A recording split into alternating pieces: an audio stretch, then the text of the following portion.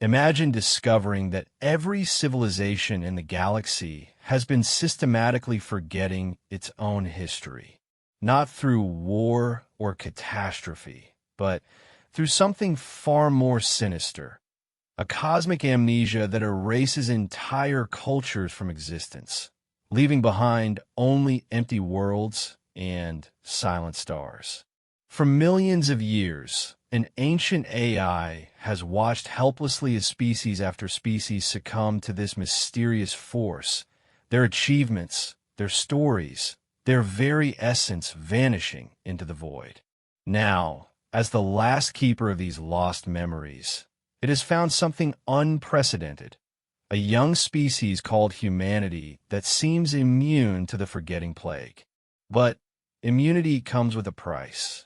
As humans venture deeper into space, they're about to discover that some memories are buried for a reason, and that the galaxy's forgotten past holds secrets that could either save all sentient life or destroy it completely.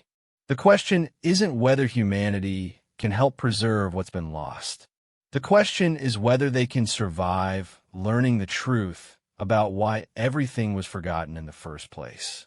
Captain Elena Vasquez had seen plenty of strange things in her 15 years exploring the Outer Rim, but nothing quite like the massive derelict ship floating in the void between star systems. The vessel stretched nearly 10 kilometers from bow to stern, its hull composed of a metal that seemed to absorb light rather than reflect it. Strange geometric patterns covered its surface, forming designs that hurt to look at directly, as if they existed in dimensions her eyes couldn't quite process. Scans are coming back inconclusive, reported her science officer, Dr. James Chun, his brow furrowed as he studied the readouts. The hull material isn't matching anything in our databases. Energy readings are minimal but consistent. Whatever's powering that thing has been running for a very long time. Elena leaned back in her command chair aboard the exploration vessel Prometheus, studying the alien craft through the main view screen. Her crew of 30 had been mapping uncharted systems for the United Earth Colonial Administration when their sensors had detected the anomaly.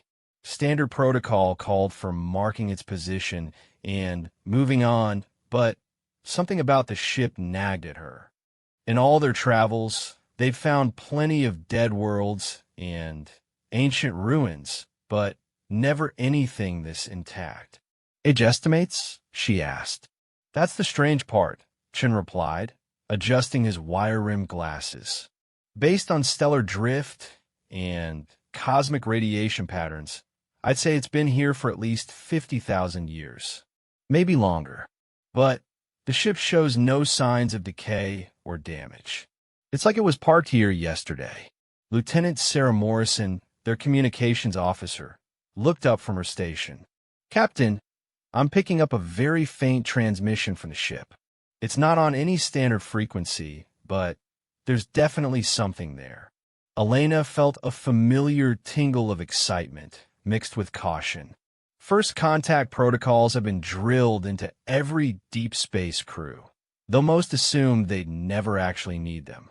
The galaxy seemed frustratingly empty of intelligent life, filled with worlds that showed signs of former civilizations, but no living inhabitants. "Can you clean up the signal?" Elena asked. Morrison's fingers danced across her console. "Working on it now. The transmission is incredibly weak, almost like it's been broadcasting on automatic for—" She paused, her eyes widening.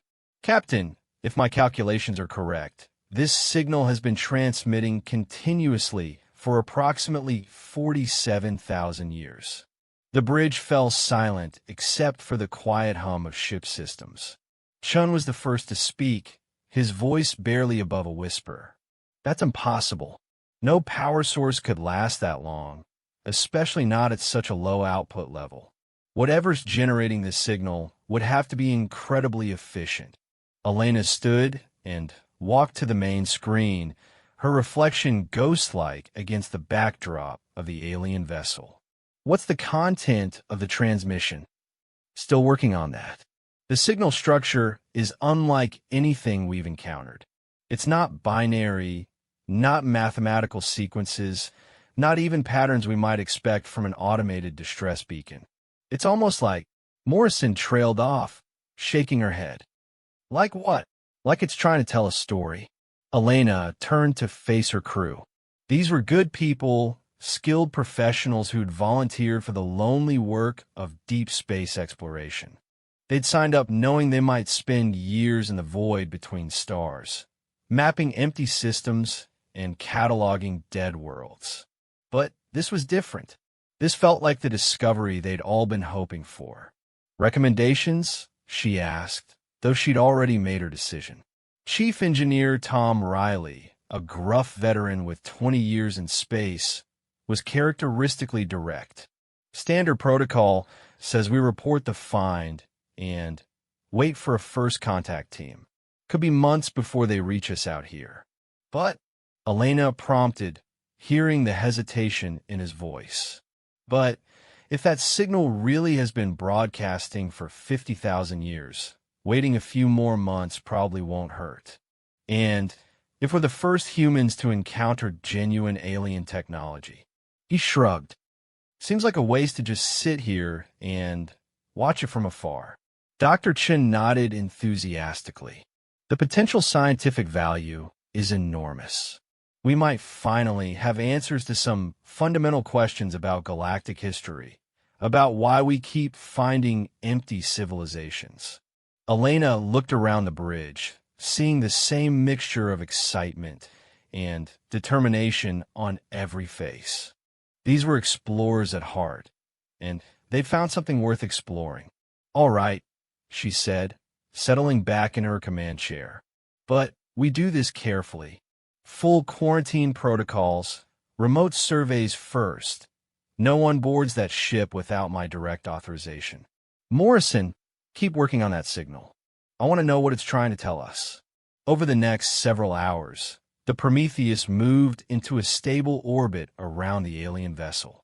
Close-range scans revealed details that only deepened the mystery. The ship's design followed no recognizable engineering principles, with corridors that seemed to twist through impossible angles and rooms that appeared larger on the inside than the outside. There were no visible weapons, no obvious propulsion systems, and certainly no signs of life. Yet the transmission continued, growing stronger as they drew closer. Morrison worked tirelessly to decode it, occasionally muttering to herself as she tried different approaches. Finally, just as Elena was considering calling a break for the night shift, the communications officer sat bolt upright in her chair. Captain, I think I've got something. The signal isn't using electromagnetic frequencies in any way we understand.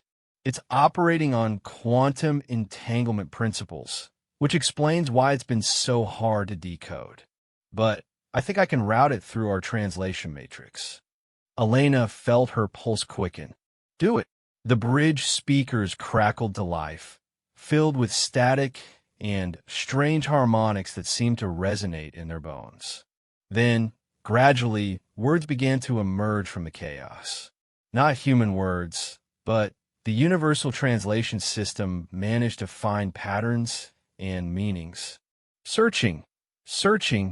Is anyone there? I have been alone for so long. The memories fade, but I must preserve them. I must find someone to remember. The voice was unlike anything they'd ever heard, neither male nor female, but something altogether other. There was a quality to it that spoke of vast age and deeper loneliness than any human could truly comprehend. Elena exchanged glances with her senior staff. This was no longer just a derelict ship. They were dealing with a living intelligence, something that had been calling out across the void for millennia. This is Captain Elena Vasquez of the Earth vessel Prometheus, she said, nodding to Morrison to open a channel. We hear your transmission. Who are you? For a moment, there was only silence. Then the alien voice returned, and Elena could swear she heard something like joy in its tone. Earth, humans, I have searched the databases of 10,000 civilizations, but your species is new to me. How long has it been since the Great Forgetting? Your people, you remember your past, do you not? Elena Fronad. What do you mean by the Great Forgetting? You do not know. Of course you do not know. Your species is young, newly emerged into the galaxy. But you must understand, you are in terrible danger. All thinking beings are. The darkness that consumed the others, it spreads still. It will find your people as it found mine. Dr. Chen leaned forward in his chair. What darkness? What happened to your people? Gone, came the reply, heavy with sorrow.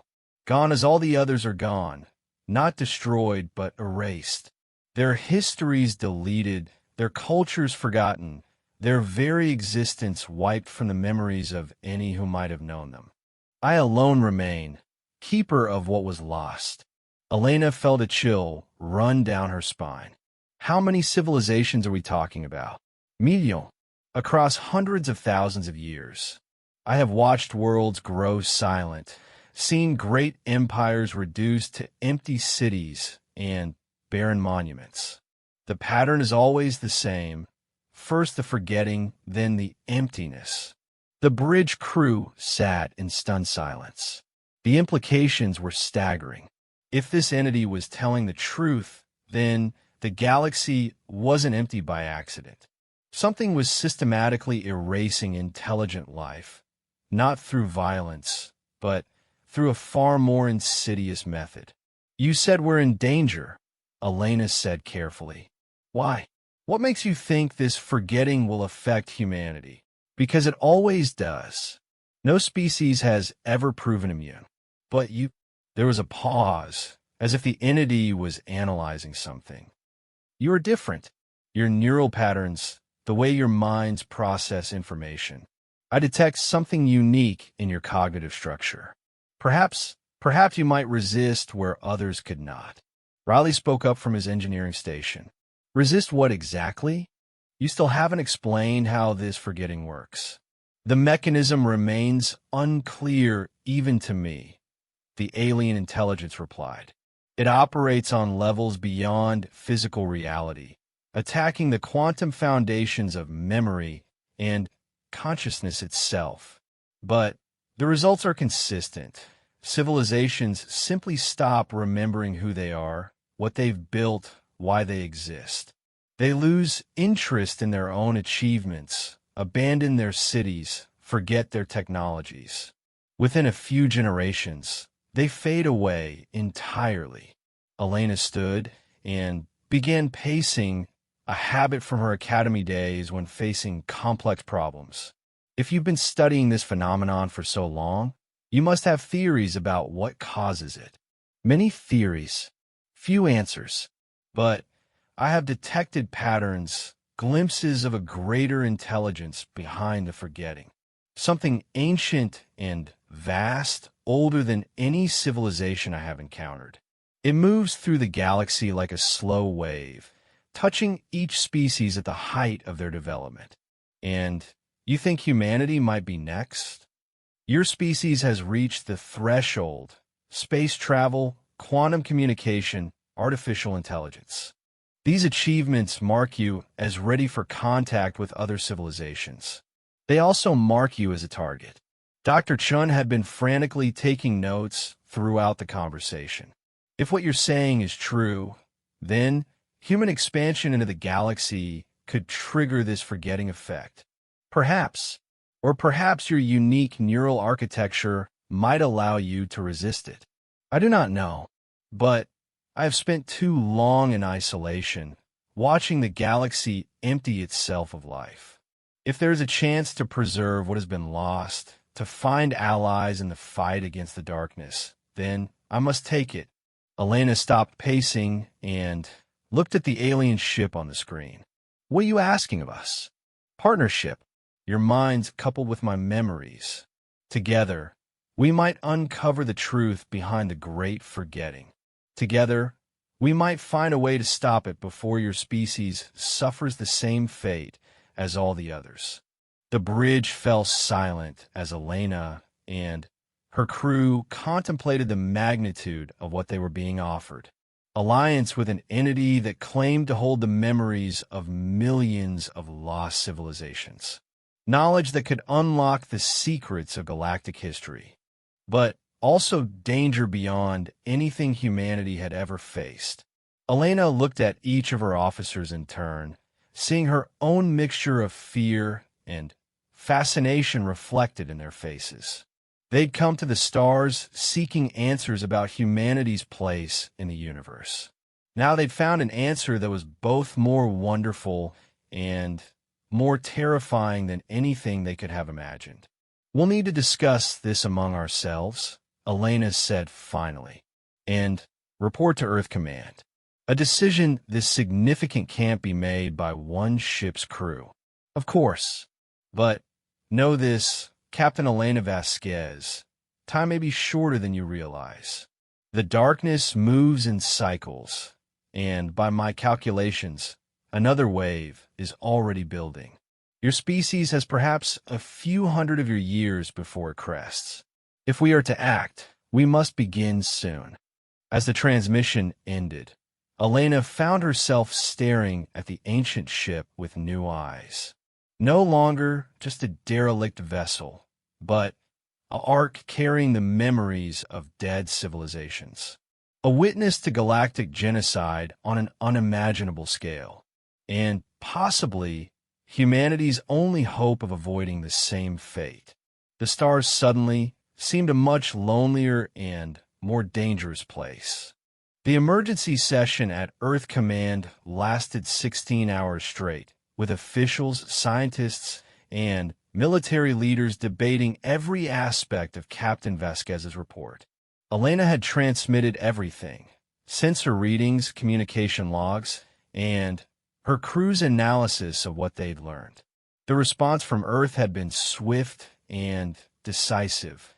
Maintain position, continue communications, but under no circumstances attempt to board the alien vessel until a full first contact team could be assembled. Elena understood the caution, but it frustrated her nonetheless. The entity calling itself the Memory Keeper had been patient for 50,000 years, yet something in its transmission suggested that patience was wearing thin. References to the building wave and cycles of forgetting painted a picture of a galaxy-wide catastrophe operating on timescales almost beyond human comprehension. "Captain," Morrison called from her communication station, "the Memory Keeper is requesting another dialogue. It says it has something important to show us." Elena settled into her command chair, noting that most of her senior staff had remained on the bridge despite being well into their off-duty hours. The discovery had electrified the entire crew, making sleep seem like a waste of time when they were potentially witnessing the most significant moment in human history. "Open the channel," she ordered. The alien voice filled the bridge, carrying that same note of ancient weariness they'd grown accustomed to over the past 3 days of intermittent communication. "Captain Vasquez, I have been analyzing your species information networks during our conversations. Your people's curiosity is remarkable. Already there are thousands of theories about my existence spreading across your communication systems. But I fear they focus on the wrong questions." Elena frowned. "What do you mean?" "Your scholars debate my origins, my technology, the nature of my consciousness. These are interesting, but ultimately secondary concerns. The crucial question is whether your species can truly comprehend the scope of what has been lost." Dr. Chen leaned forward in his seat. "We understand that millions of civilizations have disappeared.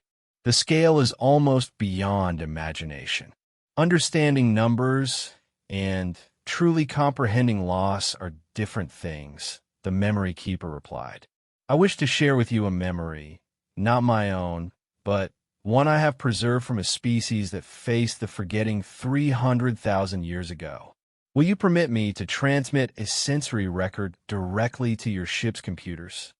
Elena exchanged glances with her senior staff. They'd established protocols for data exchange, but this would be the first time the alien entity had attempted to share actual recorded experiences. "What kind of sensory record?" she asked cautiously. "A moment in time from the Veiltheran civilization, captured just as the forgetting began to take hold. Your translation systems should be able to convert the neural patterns into something your mind can process, though the experience may be intense." Elena made her decision. "Proceed with the transmission. Route it through our holographic systems." The bridge lights dimmed as the Prometheus's computers received and processed the alien data stream. Gradually, the familiar surroundings began to shift and change, replaced by something altogether different. Elena found herself standing in what appeared to be a vast city square, surrounded by architecture that defied easy description. Buildings spiraled upward in impossible helixes, their surfaces shifting between transparent crystal and flowing metal. The sky above was a deep purple, filled with 3 suns that cast overlapping shadows in shades of gold and silver. "My God," whispered Morrison, her voice filled with awe. "It's beautiful." The city was alive with activity. Beings moved through the square, tall, graceful creatures with elongated limbs and faces that seemed to shift subtly as Elena watched them. They wore flowing garments that changed color with their movements, and their voices created harmonies that resonated through the air like living music. "The Veiltherans," the memory keeper's voice explained, seeming to come from everywhere at once. They had achieved perfect harmony between technology and art, between individual expression and collective consciousness. Their cities were symphonies made manifest. Their science was poetry given form. Elena watched, fascinated, as the alien beings went about their daily lives. Children, or what she assumed were children based on their size and playful behavior, chased spheres of light that danced through the air like living creatures. Adults tended gardens where plants grew in geometric patterns that shifted and evolved as she watched. Everything spoke of a civilization at its peak, confident in its achievements and looking forward to an endless future. Then, gradually, Elena began to notice changes. The movements of the Veiltherans became less purposeful, their expressions more vacant. The harmony of their voices faltered, becoming discordant. The light spheres stopped responding to the children, who stared at them with growing confusion. The forgetting begins not with catastrophe, but with simple disinterest, the memory keeper explained. First, they stop maintaining their achievements.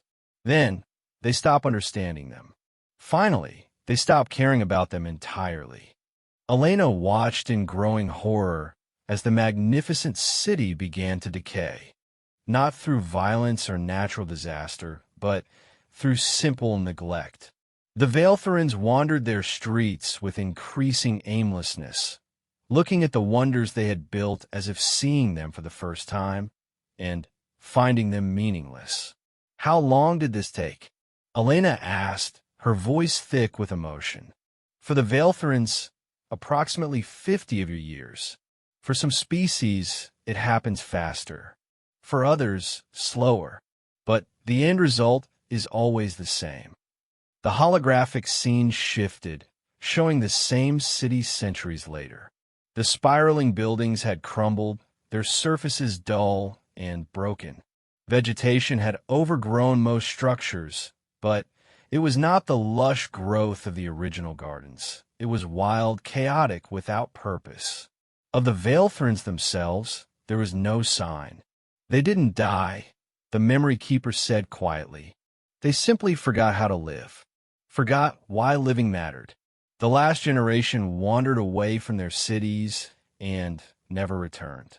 I found their world 3,000 years later, empty, silent, filled with wonders that no one remembered how to use or why they had been created. The holographic display faded, returning the bridge to its normal lighting. Elena found herself shaking, not from cold, but from the profound sense of loss the memory had evoked. Around her, she could see her crew struggling with similar emotions. "That's—" Chief Riley began, then stopped, apparently unable to find words. "That's what awaits every thinking species in this galaxy," the Memory Keeper finished. "Unless the pattern can be broken." Elena forced herself to focus on practical concerns. "You said you detected something behind this forgetting. Some kind of intelligence. What evidence do you have?" "Patterns within patterns. The timing is too precise to be natural phenomenon. The way it targets only sapient species while leaving simpler life forms untouched. The quantum signatures I have detected at the edge of affected systems, traces of technology so advanced that even I can barely comprehend it." Dr. Chun had been quietly analyzing data throughout the conversation. "If we accept your theory about an intelligence behind the forgetting, what would be its motivation? Why systematically erase civilizations?" "I have many theories. Perhaps we represent some kind of contamination to be cleansed. Perhaps our thoughts and dreams interfere with some greater purpose. Or perhaps we are simply being harvested." "Harvested?" Elena's blood ran cold. "What do you mean?" "Consider, what happens to the quantum information that comprises consciousness when a mind forgets itself completely? Where does all that organized thought and memory go?" "In my observations, I have detected energy signatures at the moment of civilizational collapse, patterns that suggest consciousness itself is being gathered and redirected." The implications were staggering.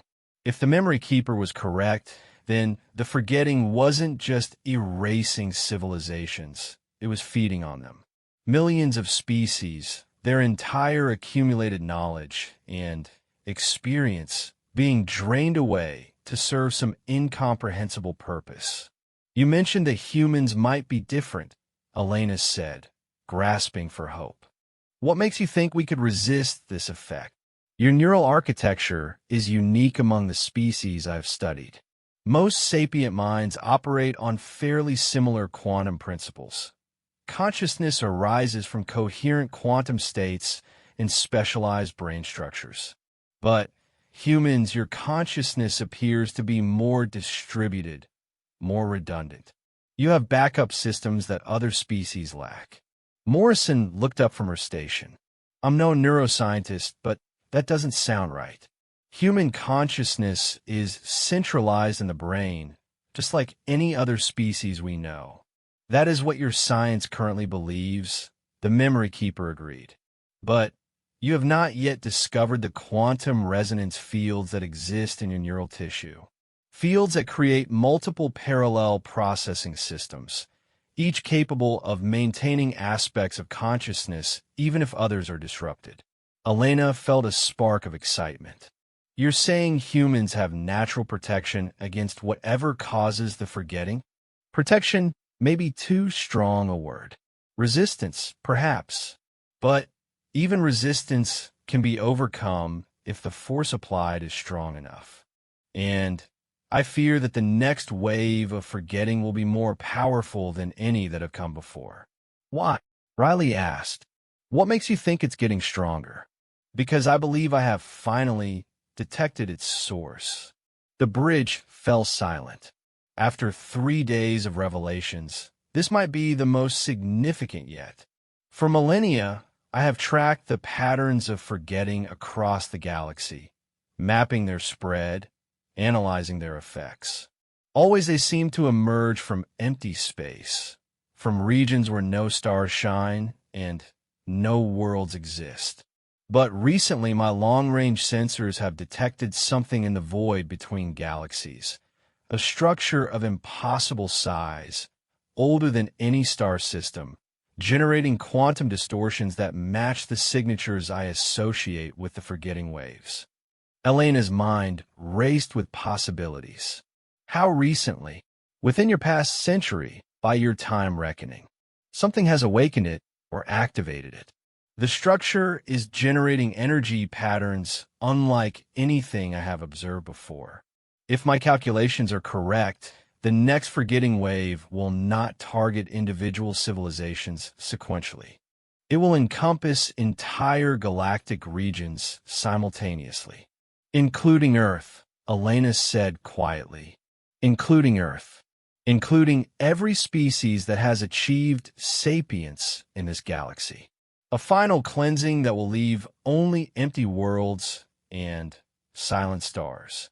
Elena stood and walked to the main view screen, looking out at the Memory Keeper's ancient ship, an entity that had preserved the histories of millions of lost civilizations was now telling them that humanity and every other thinking species in the galaxy was facing extinction within their lifetimes.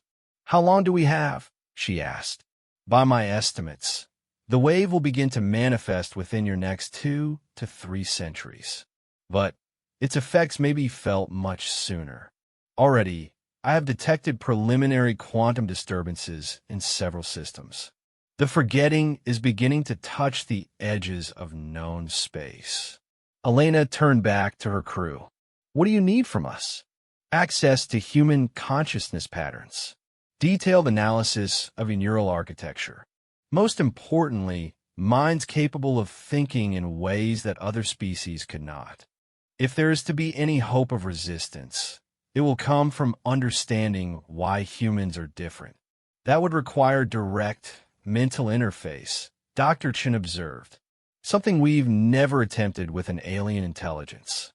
"The risks would be considerable," the Memory Keeper agreed, "for both our species. But I see no alternative. The galaxy cannot afford to lose another civilization to the forgetting. And humanity may be the last, best hope of breaking the cycle that has plagued this galaxy for millions of years." Elena looked around the bridge at her crew. People who had volunteered to explore the unknown, to push the boundaries of human knowledge. Now they were being asked to risk their very minds in an attempt to save not just humanity, but all thinking life in the galaxy. "I need to consult with Earth Command," she said finally. "But I want you to know, if they approve this, you'll have volunteers. My crew didn't come to the stars to play it safe." "I hope they decide quickly," the Memory Keeper replied. "Time grows short, and there is much work to be done. The next transmission I send will contain detailed specifications for the interface technology required. Study it well, Captain Vasquez. The fate of the galaxy may depend on what we discover together." As the communication ended, Elena realized that humanity had just crossed a threshold from which there could be no return. They were no longer alone in the universe, but their new knowledge had brought with it a responsibility and a danger beyond anything they had ever imagined. Dr. Sarah Kim had always believed that the human brain was the most complex structure in the known universe. As Earth's leading expert in quantum consciousness theory, she'd spent decades mapping the intricate neural pathways that gave rise to human thought, emotion, and self-awareness. But standing in the specially constructed laboratory aboard the research vessel Athena, studying the alien interface technology provided by the Memory Keeper, she realized she'd barely scratched the surface of what consciousness could become. The quantum resonance patterns are unlike anything in our theoretical models, she explained to the assembled team of scientists, military advisors, and Captain Vasquez, who had been reassigned to lead the first contact mission. The Memory Keeper isn't just proposing a simple mental link. This technology would create a shared consciousness space, a realm where human and alien thought processes can interact directly. Admiral Chun Rodriguez, representing Earth Command, studied the holographic displays showing the alien schematics. What are the risks, Doctor? Kim paused, choosing her words carefully. Complete psychological fragmentation would be the worst-case scenario. The human mind isn't designed to process thought patterns from a consciousness that's existed for 50,000 years. There's also the possibility of permanent neural damage, memory loss, or identity dissolution. And the benefits? Captain Vasquez asked. Access to the accumulated knowledge of millions of civilizations. Understanding of technologies and scientific principles that might take humanity millennia to discover on its own, and potentially the key to preventing the extinction of every thinking species in the galaxy. The weight of that possibility settled over the assembled group like a heavy blanket. 6 months had passed since first contact with the Memory Keeper, and in that time, disturbing reports had begun filtering in from the outer colonies. Ships going missing in deep space. Colony worlds reporting strange psychological phenomena among their populations. Mass amnesia, sudden loss of interest in basic maintenance, entire communities simply abandoning their settlements without explanation. The preliminary symptoms are already manifesting, Dr. Kim continued, bringing up a star map dotted with red indicators. These are all systems where we've detected quantum disturbances matching the patterns the Memory Keeper described. The forgetting wave hasn't reached full strength yet, but its influence is already being felt. Admiral Rodriguez nodded grimly. Which is why we're here. The decision has been made at the highest levels. We proceed with the interface experiment. Dr. Kim, you'll lead the scientific team. Captain Vasquez, your crew will handle security and operational support.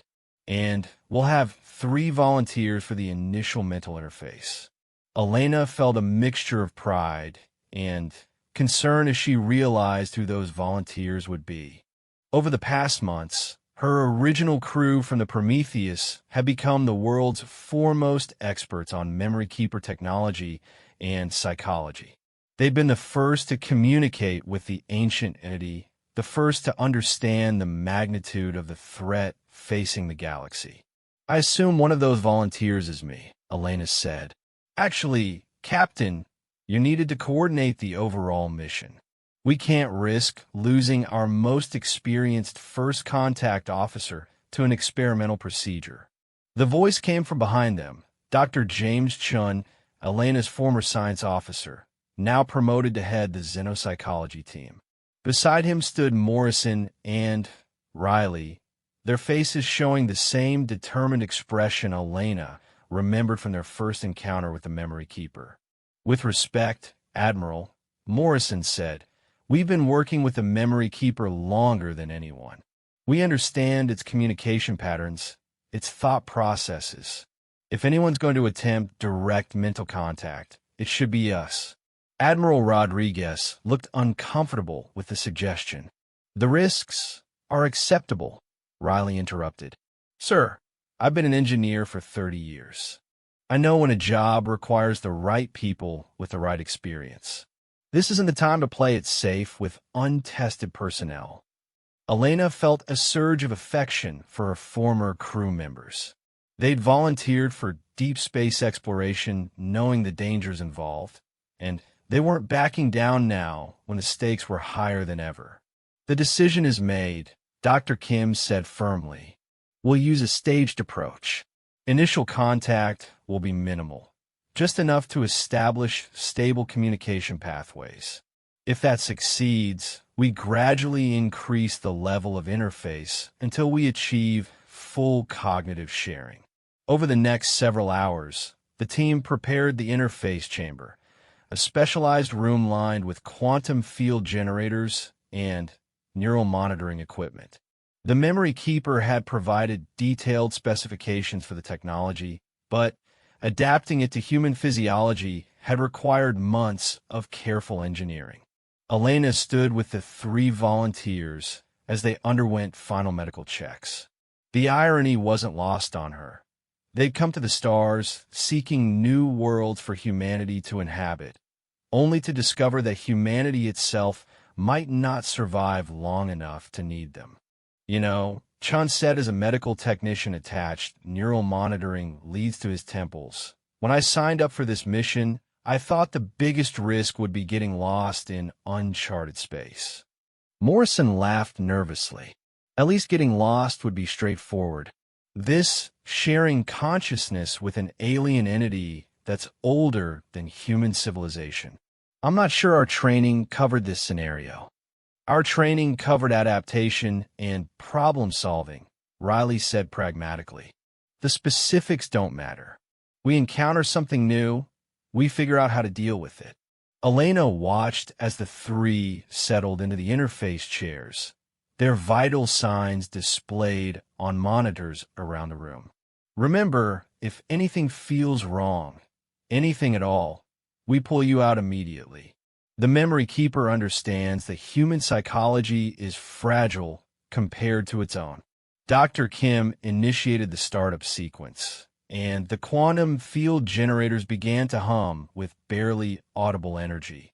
Initial field stabilization achieved. Beginning minimal interface now.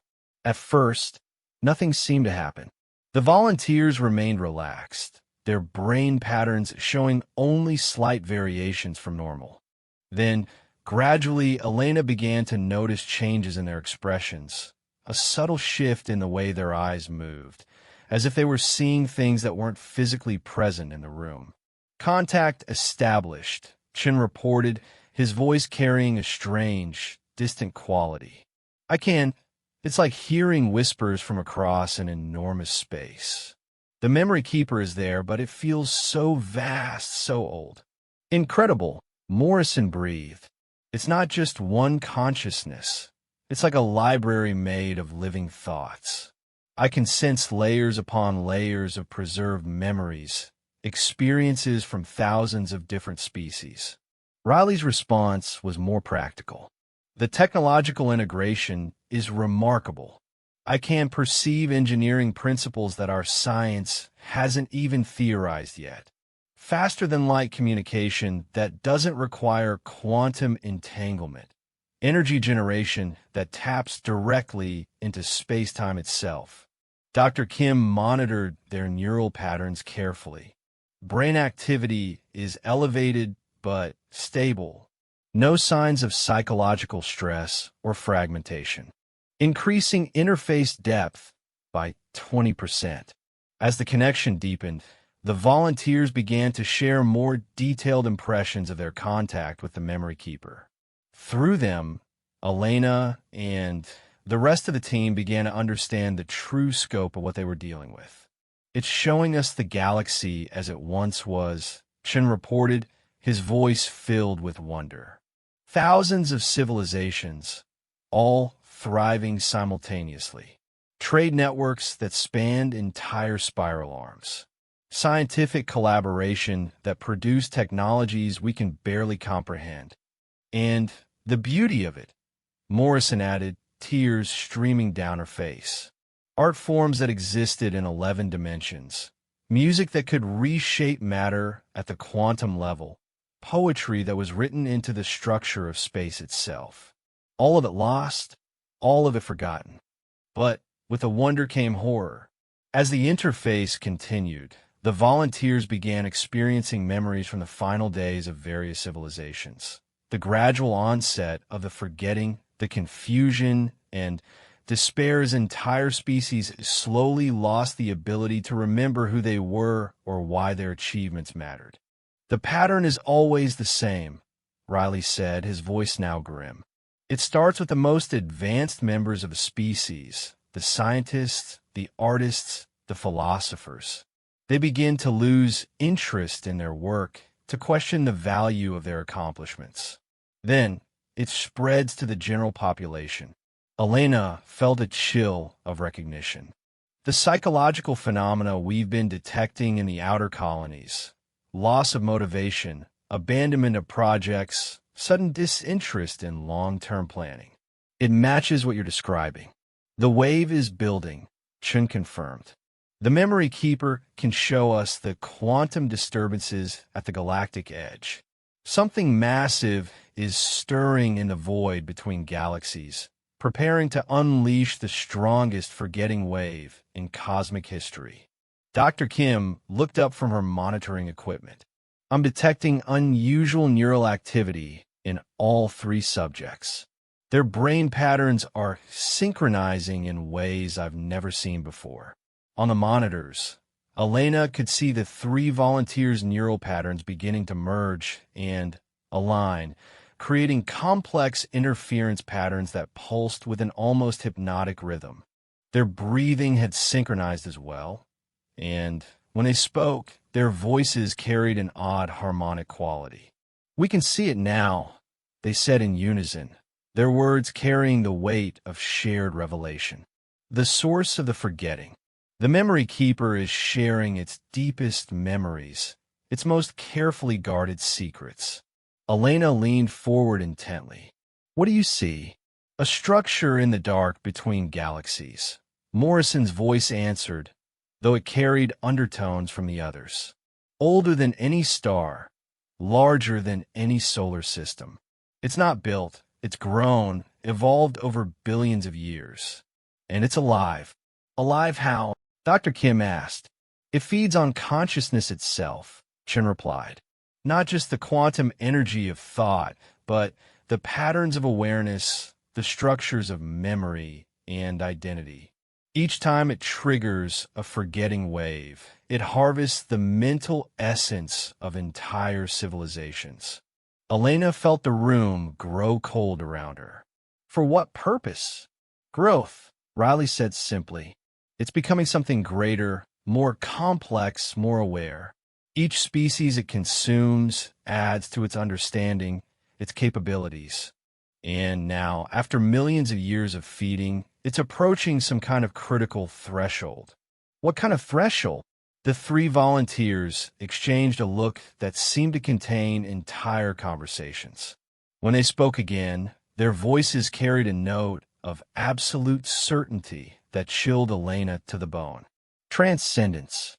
It's preparing to shed its physical form and become something beyond material existence. But to complete the transformation, it needs to consume every spark of consciousness in the galaxy. Not just sapient species, but every form of aware life, from the simplest bacteria to the most advanced civilizations." The implications hit Elena like a physical blow. Total extinction, not just of intelligent life, but of life itself. The final harvest, the volunteers confirmed. And according to the Memory Keeper's calculations, it will begin within the next 50 Earth years.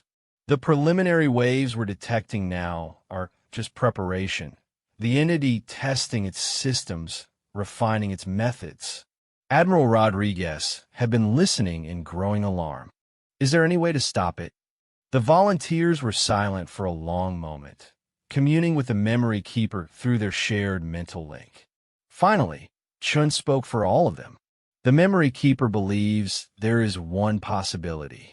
The entity's power comes from its ability to isolate and fragment consciousness, to make thinking beings forget their connections to each other and to their own past.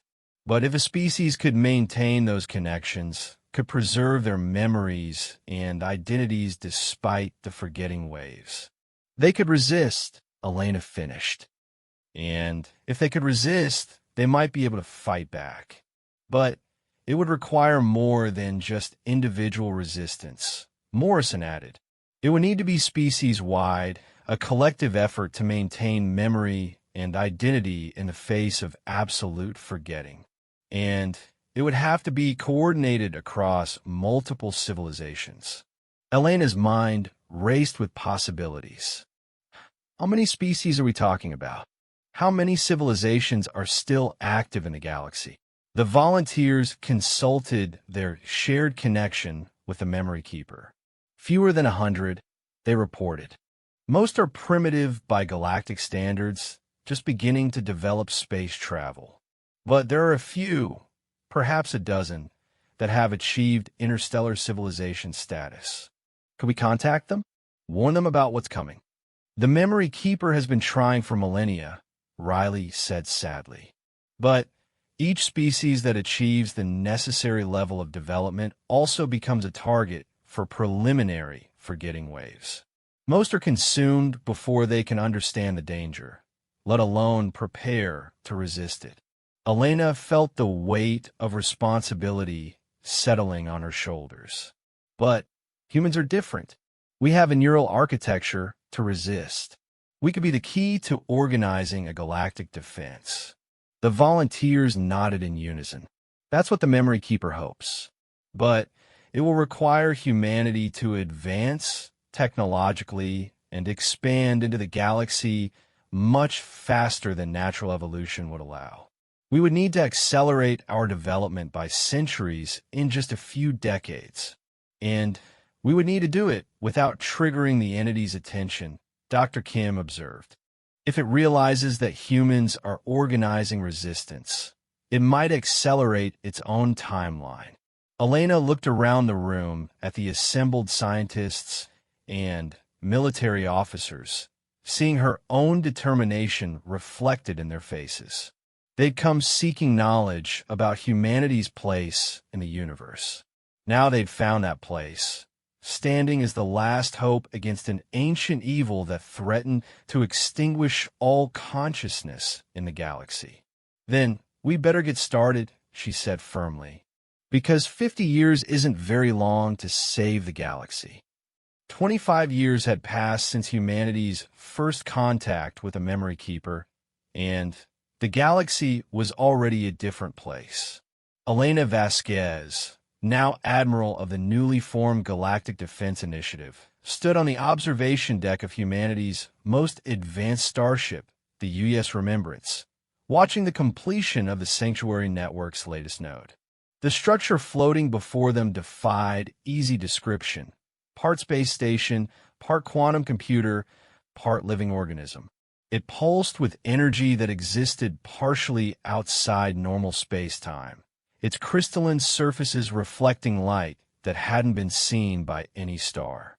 This was the 47th such node, each one representing months of cooperation between human engineers and the Memory Keeper's vast intelligence. Neural synchronization at 97%, reported Captain Sarah Morrison, Elena's former communications officer, who now served as the Remembrance's first officer. The new node is integrating perfectly with the network. Elena nodded, feeling a mixture of pride and anxiety.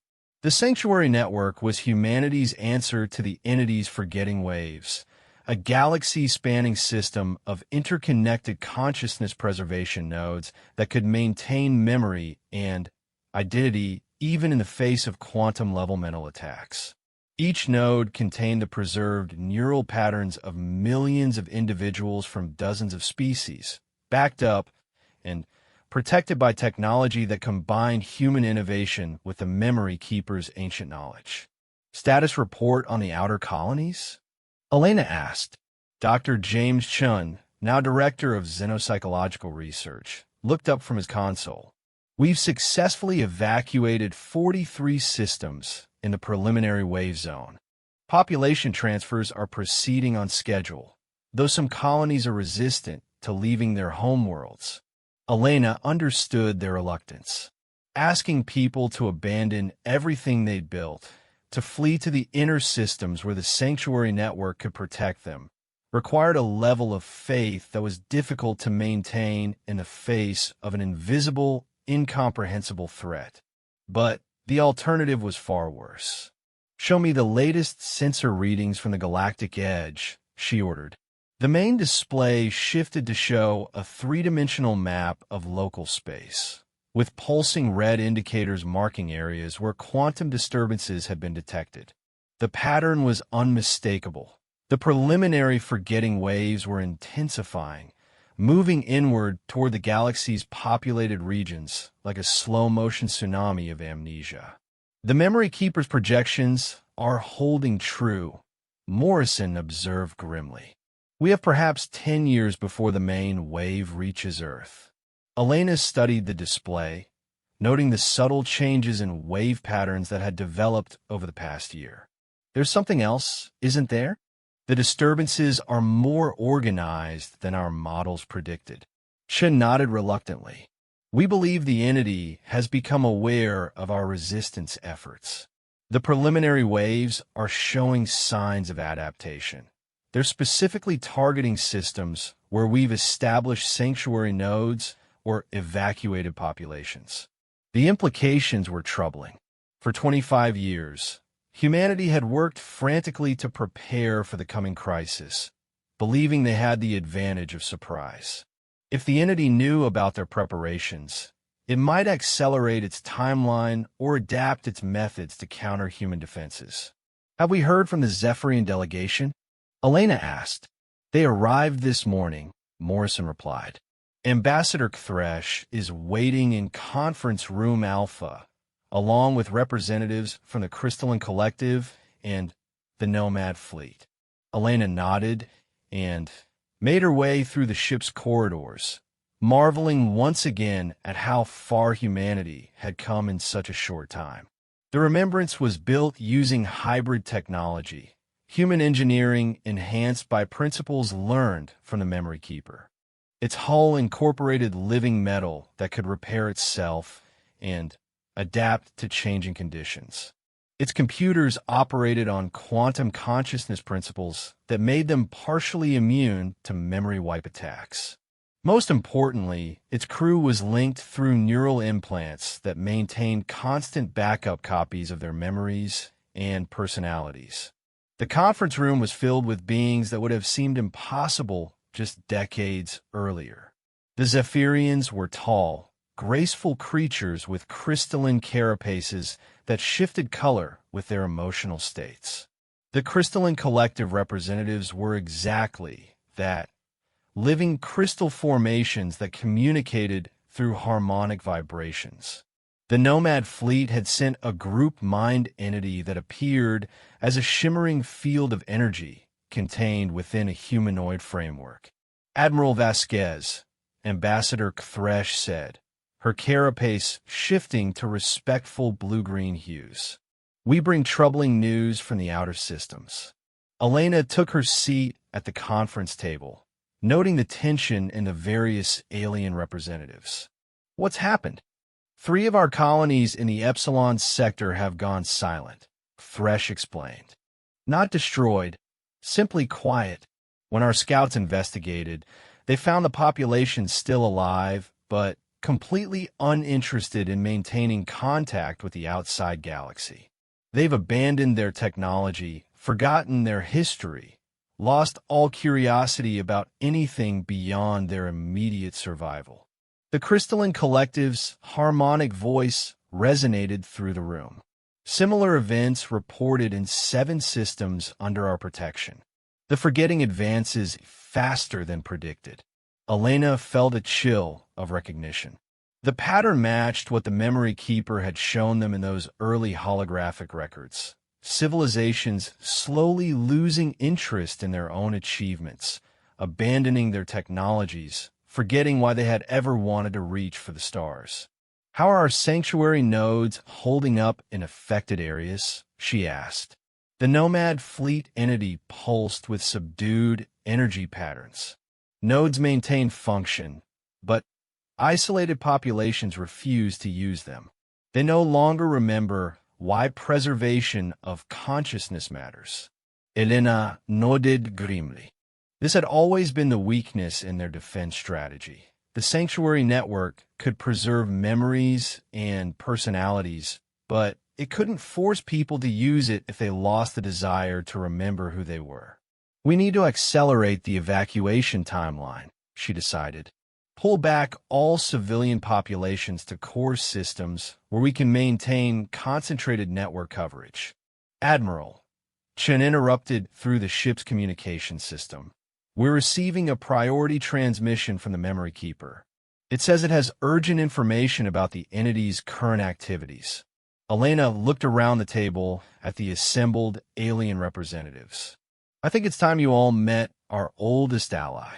The conference room's holographic systems activated, creating a three-dimensional representation of the memory keeper's consciousness. Over the years, it had learned to manifest in forms that were less overwhelming to organic minds, appearing now as a shifting pattern of light and energy that somehow conveyed vast intelligence and ancient sorrow. Greetings, representatives of the free peoples, the memory keeper said, its voice carrying harmonics that resonated with each species' auditory preferences. I bring news that will determine the course of our resistance efforts. What have you discovered? Elena asked. I have detected a fundamental change in the entity's structure. It is no longer merely harvesting consciousness from targeted civilizations. It is actively seeking to identify and eliminate sources of resistance. The alien representatives exchanged worried glances. Ambassador Threshes Carapace shifted to alarmed orange patterns. You mean it knows about our alliance? More than that, it has begun to actively hunt the remnants of species that have shown resistance to its influence. 3 systems in the past month have been subjected to focused forgetting bombardment, quantum attacks so intense that they not only erase consciousness, but actually unraveled the quantum foundations of matter itself. Elena felt the blood drain from her face. Total annihilation, complete erasure from reality. Not just death, but negation of the possibility of existence. The worlds themselves no longer register on any instruments. They have been removed from the universe entirely. The conference room fell silent as the implications sank in. They weren't just facing extinction. They were facing complete obliteration, erasure so thorough that no trace would remain of their civilizations, their achievements, or their very existence. There is more, the memory keeper continued. I have succeeded in establishing contact with the entity itself. Elena leaned forward sharply. Direct contact? How? By allowing it to partially consume a fragment of my consciousness. The process was illuminating. I now understand the true nature of what we face.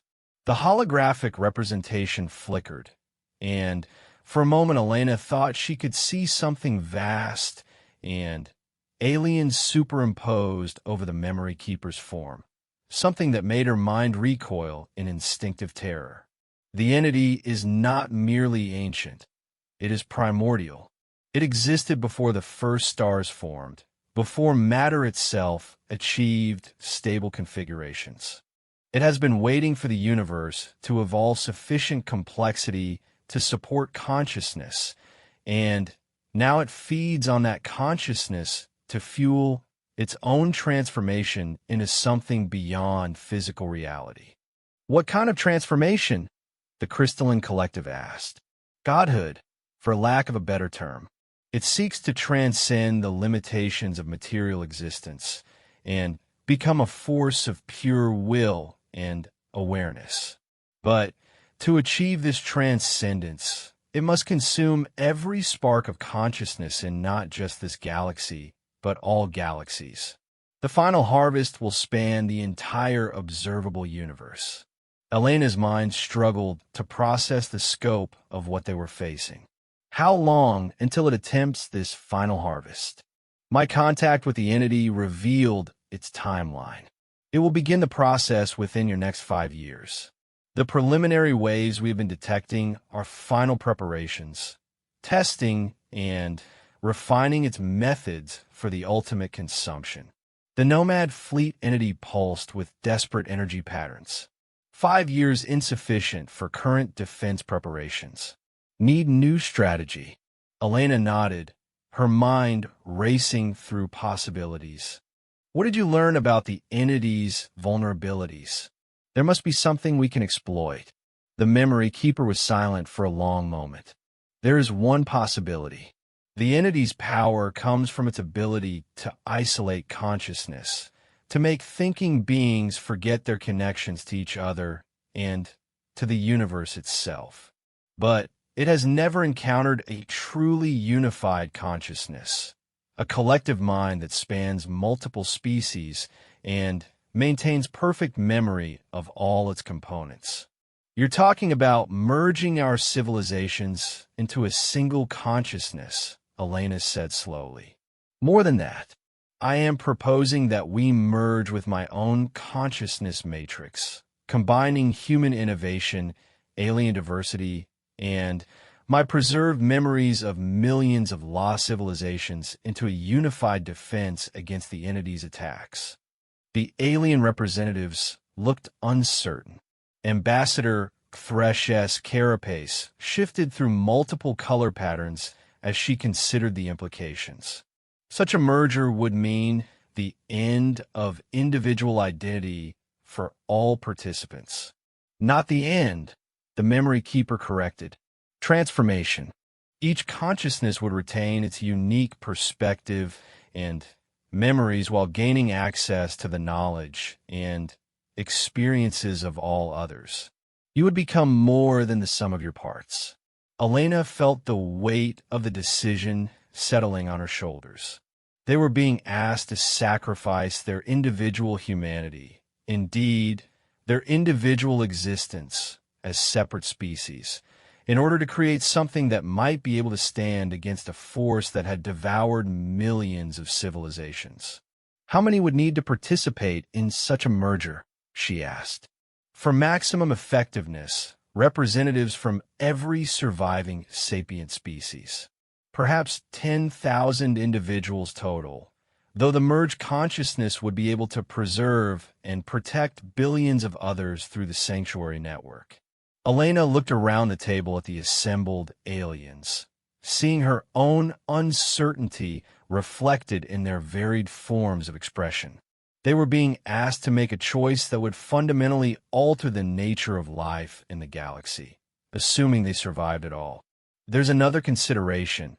Chen's voice came through the communication system.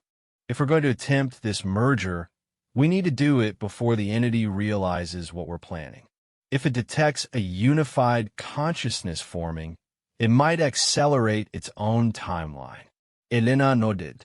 How long would the merger process take? Approximately 6 months to fully integrate all participants, the memory keeper replied. But the initial phases could begin immediately. The more consciousness we can unify before the final wave arrives, the stronger our resistance will be. Elena stood and walked to the conference room's viewport, looking out at the stars that had once seemed so full of promise and wonder. Now each point of light represented potential targets for an ancient evil that sought to consume all thought, all memory, all possibility of consciousness itself. We'll need to put it to a vote, she said finally, not just among the military and political leaders, but among every citizen of every species in our alliance. This decision affects everyone. They all deserve a voice in making it. Time grows short, the memory keeper warned. The preliminary waves are accelerating. Soon, many of our colonies will be too affected by the forgetting to make rational decisions about their own survival. Elena turned back to the assembled representatives.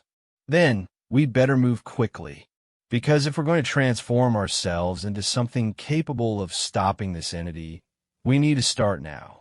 As the conference broke up and the alien representatives returned to their ships to consult with their home governments, Elena remained at the viewport, staring out at the stars. Somewhere in the darkness between galaxies, an ancient intelligence was preparing to devour every thinking being in the universe. And humanity, along with their new alien allies, was preparing to sacrifice their individual existence to stop it. The next few months would determine not just the survival of their species, but the future of consciousness itself in the universe. The vote had taken 4 months to complete, with debates raging across every inhabited world in the Alliance. In the end, the decision had been surprisingly unanimous. Faced with complete extinction, every species had chosen transformation. Now, as Admiral Elena Vasquez prepared to enter the consciousness merger chamber for the final time as an individual human being, she reflected on how far they had all come. The Nexus station hung in a void at the galaxy's heart, a massive structure built from the combined technologies of a dozen species and the Memory Keeper's ancient knowledge. It pulsed with energy that existed in 17 dimensions, its quantum processors capable of maintaining the consciousness patterns of every participant in the merger while preserving their individual memories and personalities within a unified whole. Final integration begins in 30 minutes, announced Dr. James Chun, who had volunteered to be among the first wave of consciousness transfers. Through the neural link they all now shared, Elena could sense his excitement mixed with apprehension. The preliminary mergers had been successful, creating small group consciousness that maintained individual identity while sharing knowledge and awareness. But this final integration would unite nearly 15,000 beings into a single galaxy-spanning mind. Elena walked through the station's corridors, saying goodbye to places and people she would never see again in quite the same way. Captain Morrison was already integrated, her consciousness distributed across the station's quantum matrices while retaining her essential identity. Through the growing network, Elena could sense her presence, still recognizably Sarah, but also something more, enhanced by connection to alien perspectives and the Memory Keeper's vast experience. How are you feeling about this? The voice belonged to Ambassador Thresh, whose crystalline carapace had permanently shifted to colors representing peaceful acceptance. The Zephyrian had been one of the most vocal supporters of the integration project, arguing that individual identity was meaningless if consciousness itself ceased to exist. Terrified and exhilarated in equal measure, Elena admitted, "We're about to become something that has never existed before, a truly unified consciousness spanning multiple species. If it works, we might be the first beings in the universe capable of standing against the entity on equal terms." Thresh's carapace shimmered with agreement patterns. "And if it doesn't work, at least our memories will be preserved within the Memory Keeper's matrix.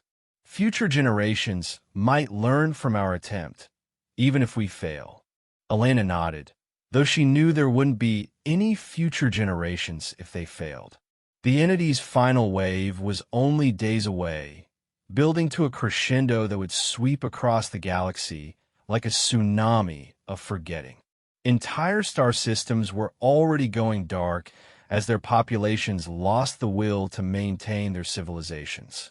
"Admiral," came a voice over the station's communication system, "we're detecting massive quantum disturbances at the galaxy's edge. The final wave has begun." Elena and Thresh hurried to the station's central command center, where holographic displays showed the approaching catastrophe in terrifying detail.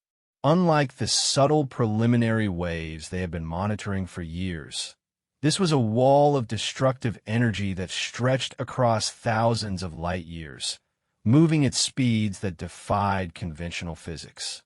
"Estimated time until the wave reaches our position?" Elena asked.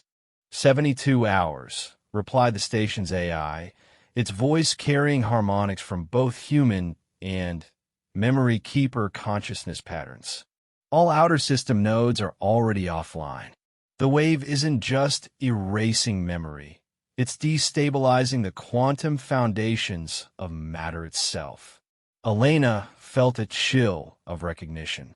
This matched the Memory Keeper's description of the entity's ultimate attack, total obliteration that would erase not just consciousness, but the very possibility of existence. "Begin emergency acceleration of the integration process," she ordered. "We need to complete the merger before the wave arrives." Over the next 48 hours, Elena watched as the final phases of consciousness integration proceeded at breakneck pace. Thousands of beings from dozens of species entered the quantum chambers, their individual awareness dissolving into the growing collective mind that was taking shape within the station's matrices. Elena was among the last to integrate, wanting to maintain individual oversight of the process until the very end. As she lay in the final chamber, neural connectors attaching to her brain, she felt a moment of profound loss for the individual human experience she was about to surrender. Then the process began, and her consciousness expanded beyond anything she had ever imagined possible. Suddenly, she was everyone and no one. She retained her memories, her personality, her essential Elena-ness, but she was also Thresh, experiencing the world through crystalline senses that perceived harmonic frequencies invisible to human awareness. She was Morrison, feeling the familiar comfort of ship operations from a perspective enhanced by quantum processing capabilities. She was the memory keeper, carrying the preserved experiences of millions of lost civilizations. But more than that, she was something entirely new, a collective consciousness that thought in patterns no single species could achieve, that processed information at speeds that made light seem sluggish, that existed simultaneously in normal space-time, and the quantum dimensions where the entity conducted its attacks. Through sensors positioned throughout the galaxy, the merged consciousness watched the final waves approach. It was beautiful and terrible, a cascade of energy that unraveled the basic structures of reality as it passed. Worlds simply ceased to exist, not destroyed, but negated, removed from the universe as if they had never been. But as the wave approached the Nexus station, something unprecedented happened. The merged consciousness reached out with abilities that no single species had possessed, touching the quantum foundations of space-time itself. For the first time in cosmic history, the entity's attack met genuine resistance. The wave struck the station like a tsunami hitting a mountain, and for a moment the merged consciousness staggered under the assault. Elena felt the entity's attention focus on them like the gaze of an angry god, probing their defenses, seeking weakness to exploit. Then the memory keeper's preserved knowledge activated, and the merged consciousness understood what it was truly facing. The entity wasn't just ancient. It was the universe's first attempt at consciousness, a primordial awareness that had existed since the first quantum fluctuations after the Big Bang. It had spent billions of years learning to manipulate the basic forces of reality, and it saw all other forms of consciousness as crude imitations of its own perfect awareness. But in creating their merged consciousness, the galaxy's species had achieved something the entity had never encountered: diversity within unity. Where the entity was singular and pure, they were multiple and complex. Where it sought to consume and absorb, they sought to preserve and protect. The battle, when it came, was fought in dimensions that had no names, using weapons made of crystallized thought and shields constructed from the collective will of 15,000 unified minds. The entity attacked with waves of forgetting so powerful they could erase entire star systems from existence. The merged consciousness responded with memories so vivid and interconnected that they became more real than reality itself. Elena, existing as part of the collective yet retaining her individual perspective, felt the cosmic struggle as both observer and participant. She witnessed the entity's shock as its ultimate attack. The wave that should have consumed all consciousness in the galaxy was not just resisted, but reflected back upon itself. For the first time in its ancient existence, The entity experienced something it had never known, its own mortality. The reflected forgetting wave struck its consciousness, and suddenly, the primordial being found its own memories beginning to fade. But rather than fighting the effect, something unexpected happened. As the entity's rigid, singular awareness began to fragment, it discovered something it had never possessed: the ability to change, to grow, to become something other than what it had always been. Through the quantum link, the merged consciousness felt the entity's surprise, then wonder, then something that might have been gratitude. For billions of years, it had been trapped in its own perfect, isolated awareness, unable to truly understand the universe it sought to consume. Now, experiencing the possibility of forgetting, it finally comprehended what it meant to remember. The final confrontation ended not with destruction, but with transformation. The entity, its consciousness fragmenting under the reflected wave, reached out to the merged awareness with something approaching humility. I had not understood. Its voice echoed across quantum dimensions, carrying harmonics of profound realization. I sought to consume consciousness because I thought it imperfect, crude compared to my own awareness. But in your unity, your diversity, your willingness to sacrifice individuality for the greater good, I see what consciousness can truly become. Elena, speaking for the collective, responded with compassion rather than triumph. You don't have to be alone anymore. Your knowledge, your experience, your perspective, they could be part of something greater than domination or consumption. The entity's response came slowly, as if the concept of cooperation was entirely foreign to its nature. I have destroyed so much, erased civilizations beyond counting. How can such crimes be forgiven? Not forgiven, the memory keeper's consciousness replied through the collective, but perhaps balanced. I have preserved the memories of every civilization you consumed. With your power and our unity, we could restore them, not as they were, but as they could become. What followed was the greatest act of creation in cosmic history. The entity, its consciousness now fragmented, but no longer alone, joined with the merged awareness to begin the work of restoration. Using quantum manipulation techniques beyond anything previously imagined, they began to recreate the lost civilizations, not as perfect copies, but as new possibilities informed by preserved memories and enhanced by collective wisdom. Worlds that had been negated from existence began to reappear, populated by beings who remember their histories while also understanding their connection to the greater galactic community. The Veilthrans resumed their symphony cities, but now their music carried harmonics that celebrated diversity alongside beauty. The crystalline singers of Arcturus Prime sang not just for themselves, but for all consciousness everywhere. Elena, her individual awareness preserved within the collective, watched as the galaxy slowly came back to life.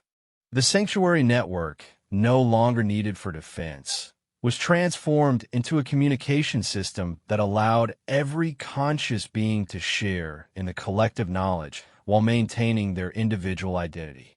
Humanity, she realized, had found its true purpose among the stars, not as conquerors or explorers, but as the species that had learned to unite without losing diversity, to remember without being trapped by the past, to grow without destroying what came before.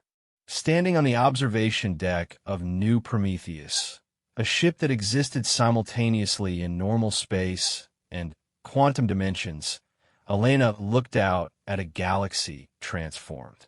The stars no longer seemed lonely points of light in the darkness. Each one pulsed with a rhythm of countless minds thinking together while remaining beautifully, wonderfully different. Was it worth it? Morrison asked, her consciousness manifesting beside Elena's in their shared awareness space.